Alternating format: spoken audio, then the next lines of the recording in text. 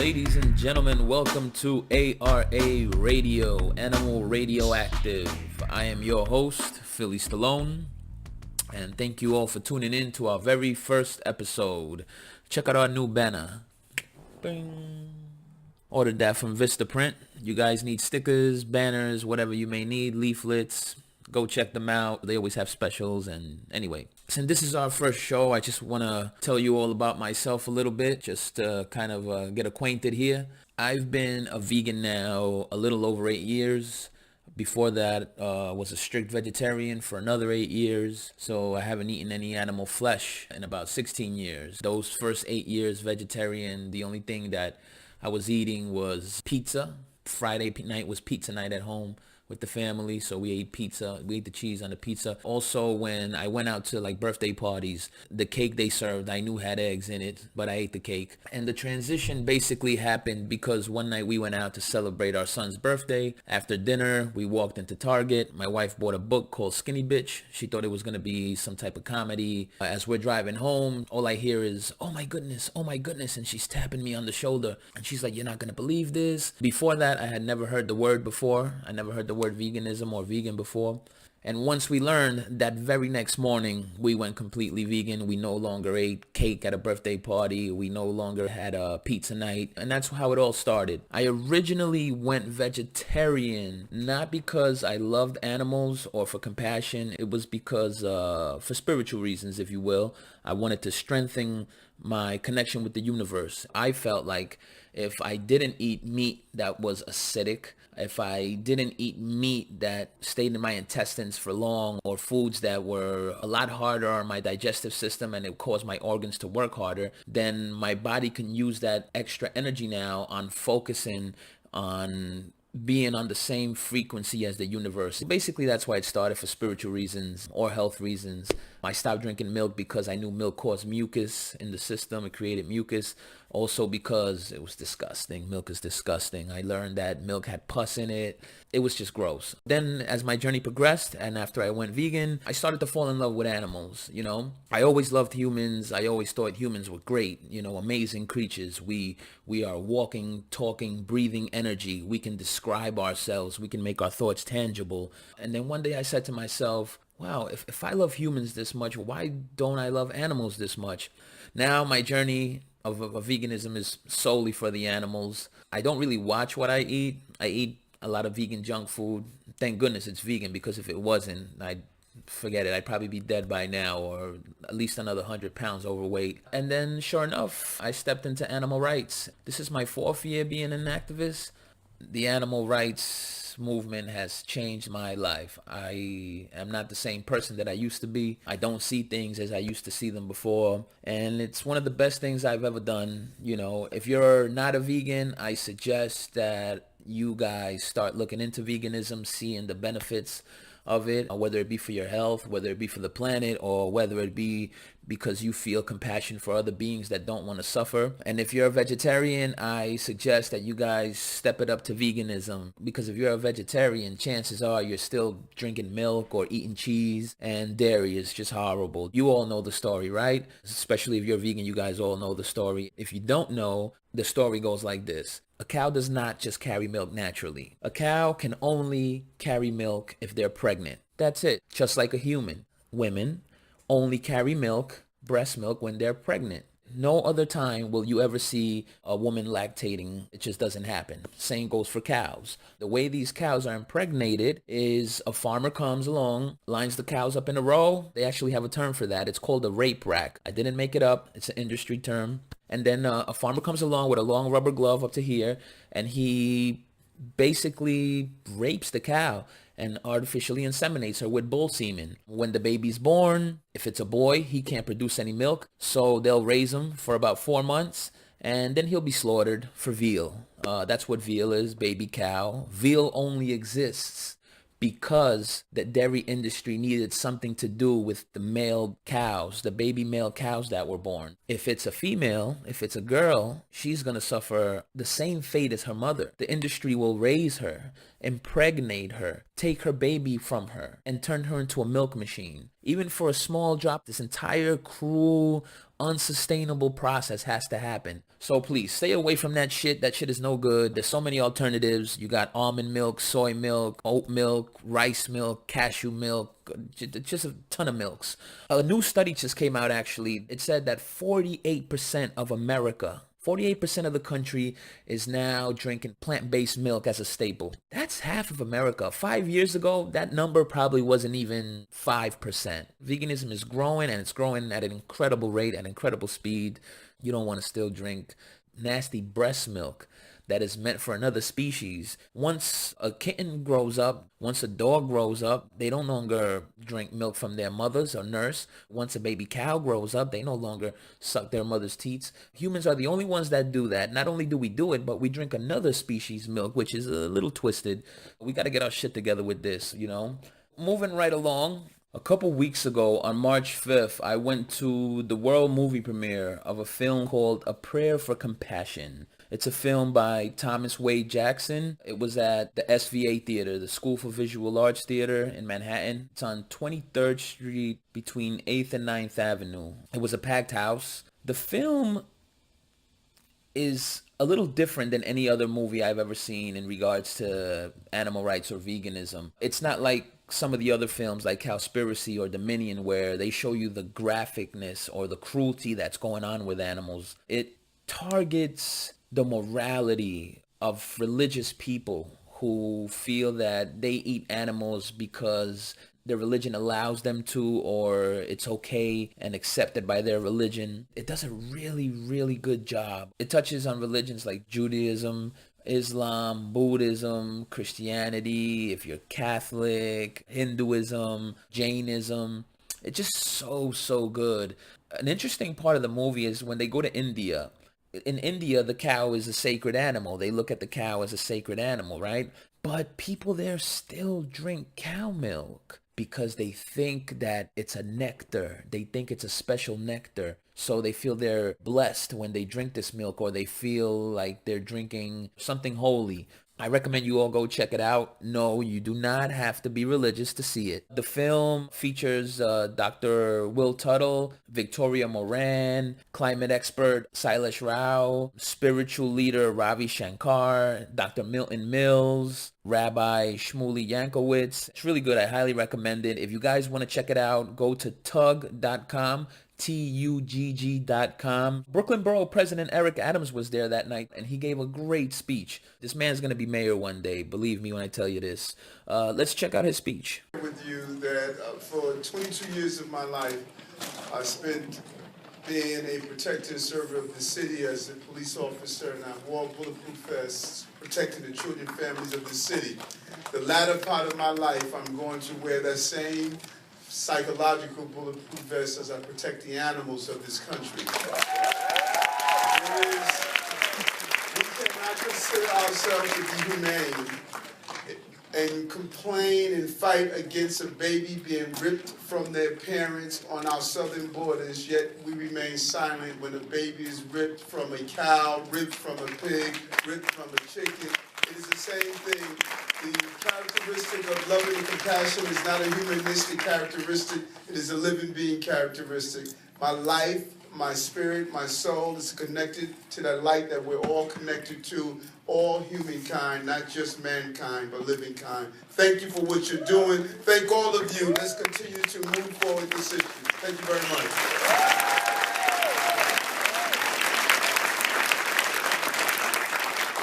Wasn't that good? Powerful words, right? Yeah. Speaking about religion, I'd like to have a moment of silence because we have lost an activist, guys. Let's have a moment of silence. No, nobody died. We just had an activist that decided that they're not going to be active anymore. Not only that, but they're going to go all the way. They're not even going to be vegan anymore.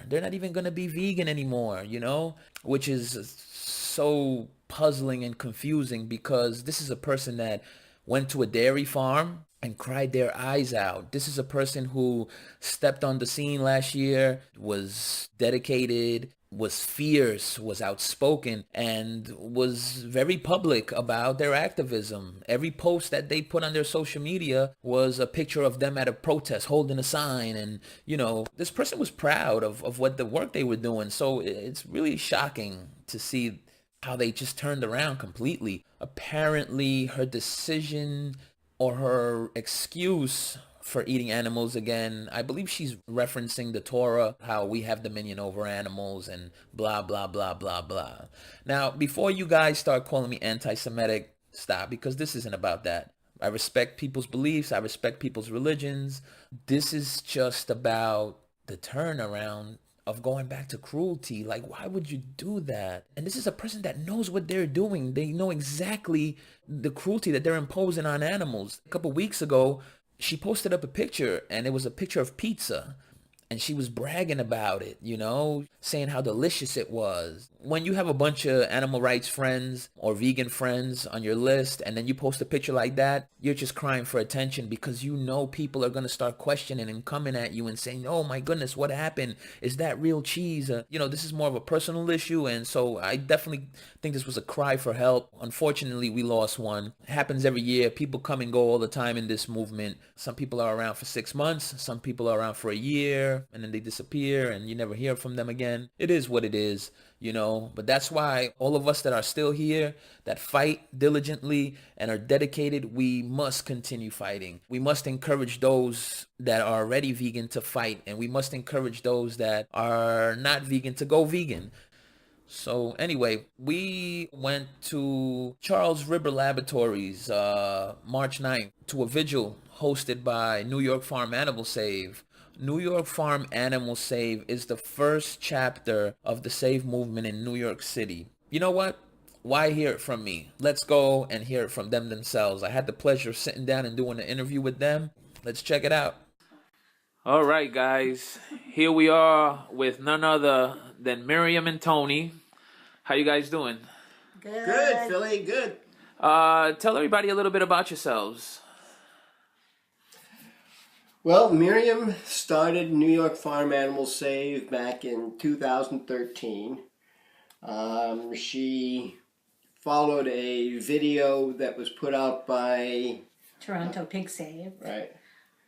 Toronto Pig Save started in 2011, and on Facebook I saw a video of them giving water and melon to pigs in a transport truck, and it touched me so deeply that I thought that's what I want to do. I had been doing activism for maybe about a year before that, but this made me think that's something I want to do. So I got in touch with Anita. I was sort of iffy, like I'm not an organizer, I'm not a leader.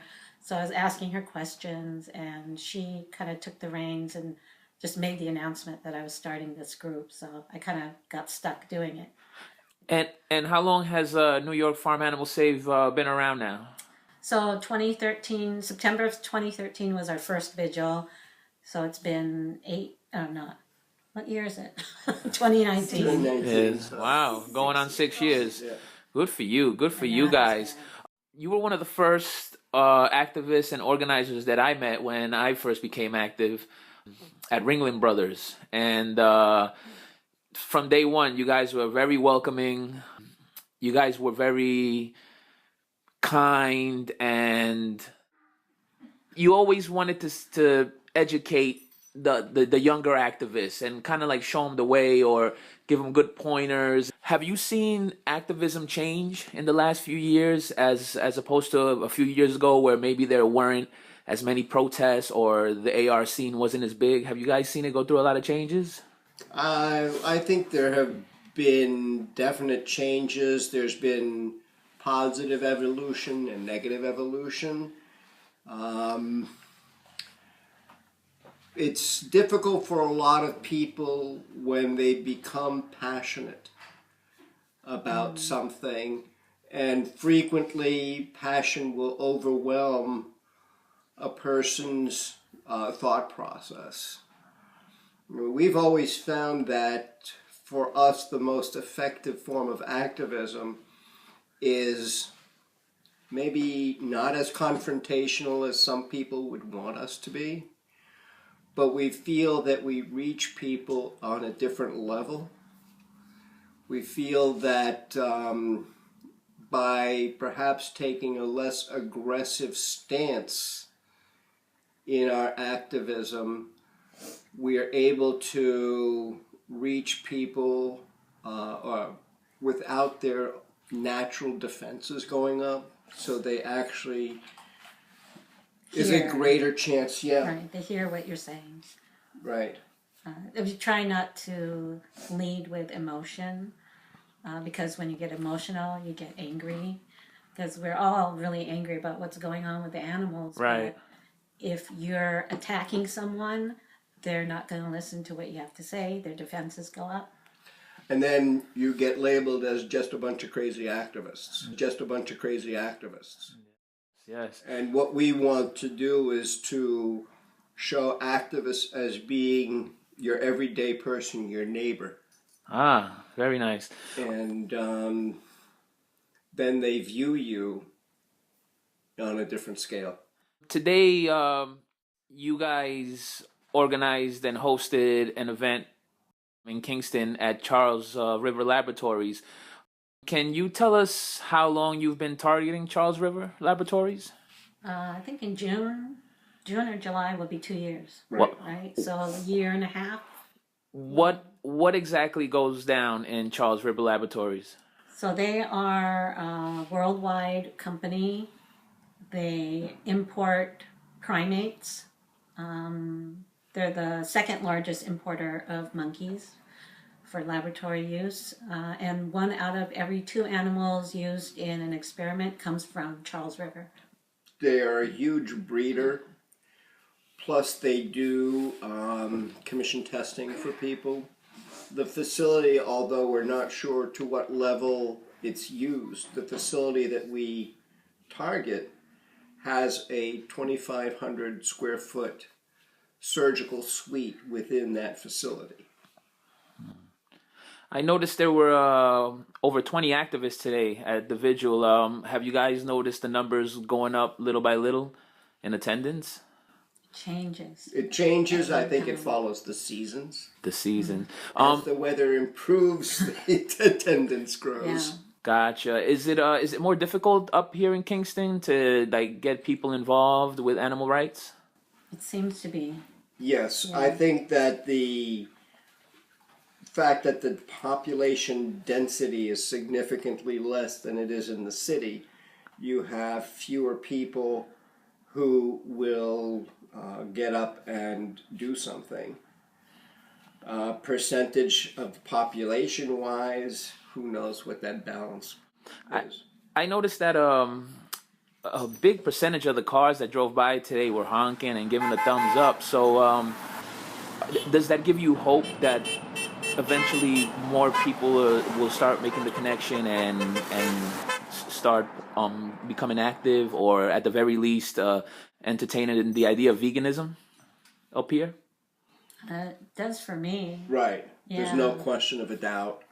Certainly getting them to be more interested in animals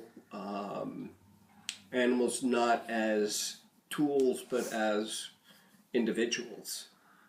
Gotcha.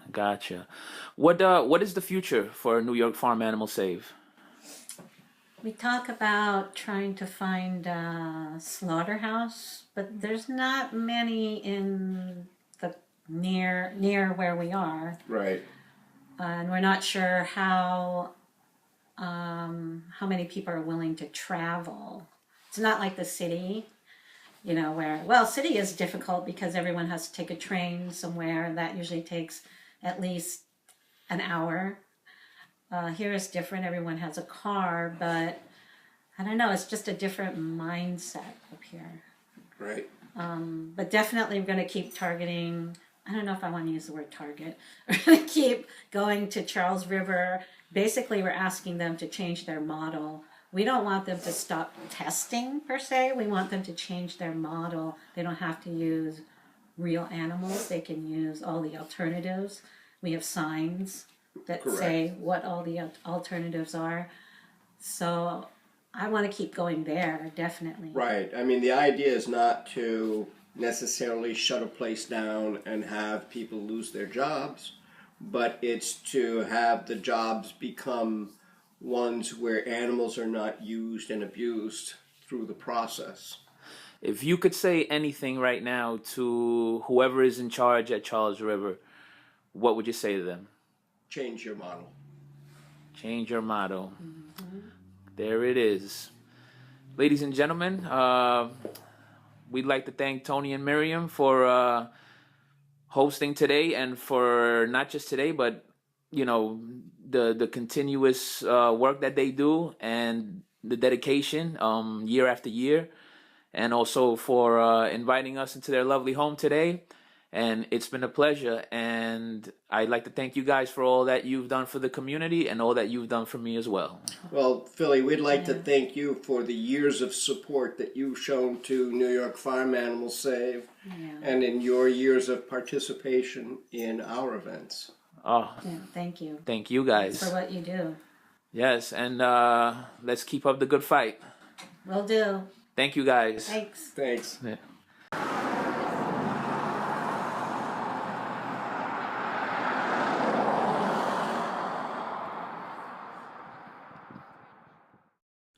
Big shout out to New York Farm Animal Save. They've always been really good to me. If you guys get a chance, go up there to Charles River, support them. They could always use extra people at the vigils. I'd like to thank you guys for watching our first episode. I just want you to know that this show is created, directed, and edited by me, and I'm still learning how to use all this technology and how to edit the videos properly. The show's only going to get better. With time, the ARA radio show will be more scheduled. It would have like a weekly day, like it'll be every Monday or every Tuesday. You know what I mean? For now, I can't promise you that, but I can promise you that it'll pretty much be every week. I just don't know if it'll be exactly every 7 days, but bear with me. I'm learning. Eventually, I'll be able to get the hang of it a little better, and we'll be able to put these episodes out for you guys to enjoy on a more consistent basis. So that's it. Thank you for watching. I hope you guys enjoyed the first episode, and we'll see you shortly. Peace out, everybody. Be good, stay vegan, and get your asses active. Peace. Yeah, hey, we're New York Farm Animal Save, and we really urge you to listen and be a part of ARA Radio.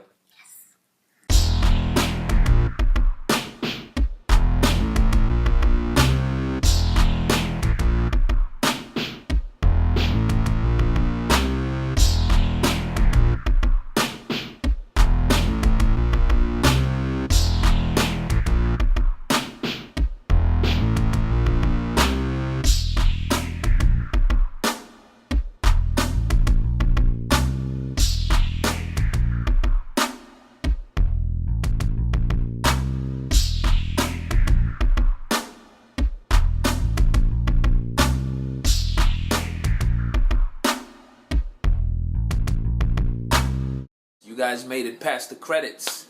After every episode is over, there's always going to be a little something extra at the end of the show after the credits. You never know what it's going to be about, so always make sure to check out the video all the way till the end. If you have any questions, any comments regarding the show, regarding the episodes, if you want to send us a drop or anything at all, please contact us at the email, which is animalradioactive@gmail.com. Please follow us on Instagram. Please subscribe to the YouTube channel. I don't only want you guys to be fans, I also want you guys to be critics. Give us advice here at Animal Radioactive. Very important things coming up. June 22nd. Can I Live? The second annual Animal Rights Music Festival in New York City. Last year was the first one at the Knitting Factory in Brooklyn. This year it'll be at the same location.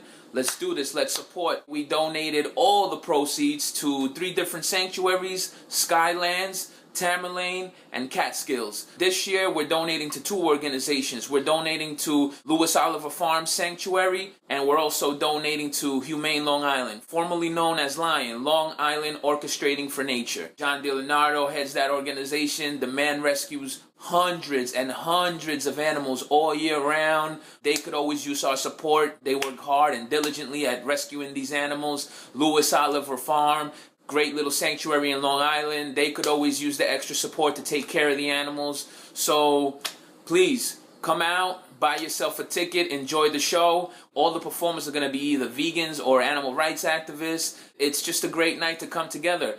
This year, we want to go all the way. The more tickets we sell, the more money we give these organizations, and everything goes to the animals. So do the right thing and come support. Also, another event coming up, April 24th. Big Boy, he's going to be performing at Terminal 5. We're going to give him a good old-fashioned New York City welcome. Now, granted, the weather's going to be warmer, so there probably won't be people wearing fur, but still, he needs to be addressed by the animal rights community, and he needs to be reminded that wearing fur is not okay, Big Boy. Oppression on your back is not okay, Big Boy. We don't care what your excuse is. You should not be wearing animals as a fashion statement. Oppression is not acceptable by any means. Fur is cruel, torturous, and just horrible for animals. Now, guys, in New York City, there's a lot of different demos that go on a weekly basis. Now, I don't expect it to be 100 activists at every single demo, but when it comes to demos like this that are unique, that happen only once in a while, like the bull riding demo that happens once a year in New York City,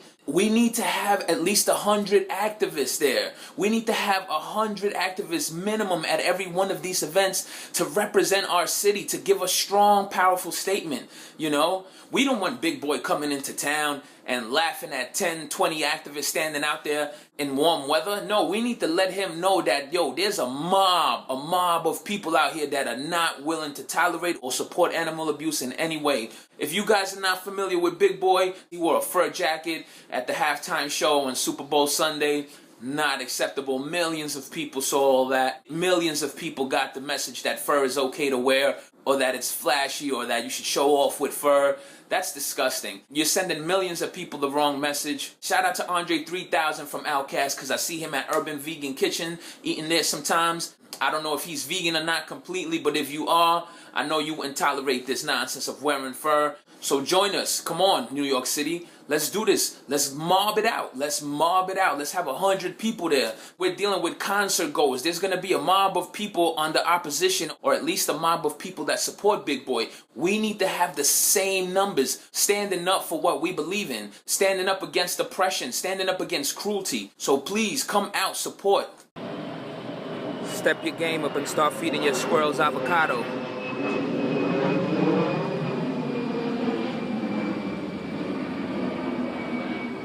Look at that baby with that cado. Huh? Who loves their cado? Who? Tell me who. I love you, baby. Enjoy. Got that just for you.